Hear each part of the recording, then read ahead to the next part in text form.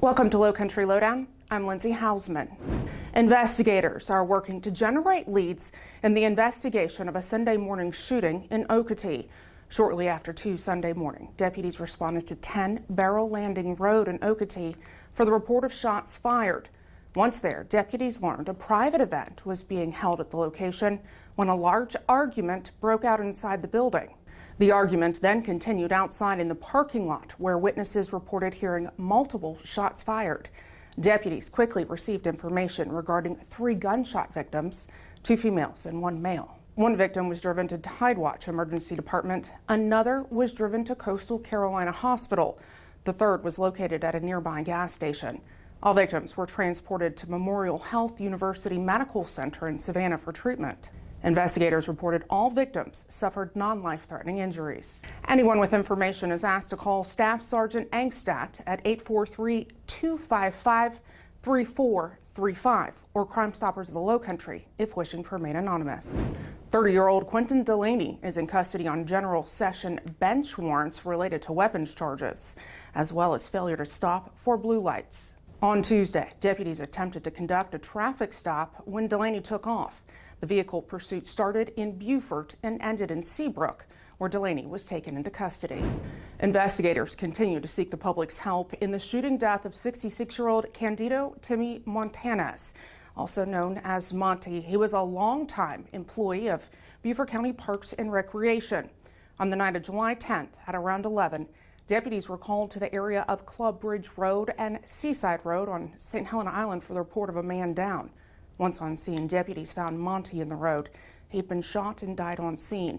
Anyone with information regarding this case is asked to call Master Sergeant Jason Malfris at 843-255-3233 or Crime Stoppers of the Lowcountry if wishing to remain anonymous. August 21st marked National Fentanyl Prevention and Awareness Day. According to the United States Drug Enforcement Administration, more than 107,000 people died over the last year from drug overdoses. 68% of overdose deaths involve synthetic opioids, primarily fentanyl.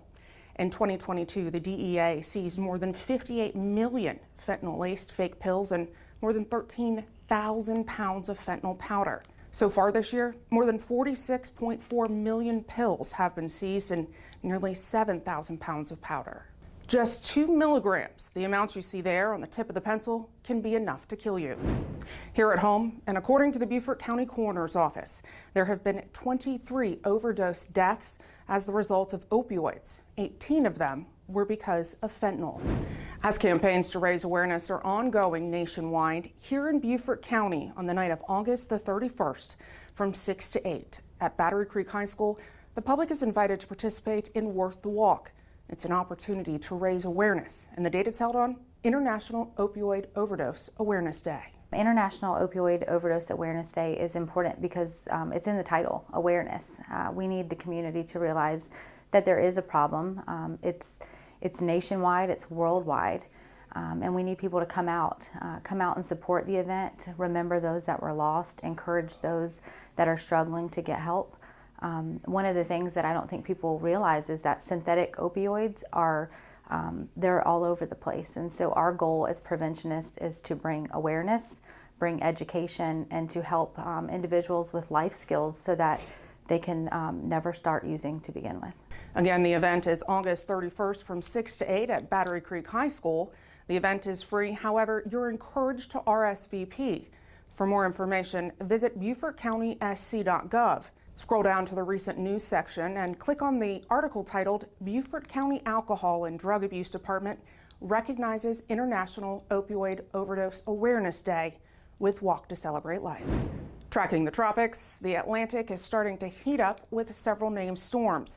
And while meteorologists aren't expecting any local impacts over the next week, this serves as a reminder to be prepared. This includes having an emergency plan, reviewing important documents, gathering supplies, and more. We've made it easy for you to access great resources in our Storm Center on our website. That's bcso.net. It was back to school for Beaufort County School District students this week. That also meant back to school for our school resource officers. These are a few photos taken as they prepared for the first day of class. And an update to an event we participated in at the end of July. More than $17,000 worth of school supplies were donated to fill the tank. The weekend of July 22nd, we set up outside the Walmart on Robert Smalls Parkway to take donations. This was a collaborative effort with Vaden of Beaufort, Walmart, and other first responders. Traffic alert to pass along starting today and then wrapping up on Saturday. Spanish Wells Road on Hilton Head Island will have flagging operations and lane closures. This is between 278 and Olive Shell Court. Contractors will be constructing a right turn lane onto Jonesville Road. You are asked to use caution when traveling in the area. If you have something you'd like to know more about or see covered here on Lowcountry Lowdown, email me at lindsay.hausman@bcgov.net. And as always, I encourage you to follow us on our digital and social media platforms. It's a great way to stay engaged with us. Thanks for watching this week's episode. See you next week. Stay safe.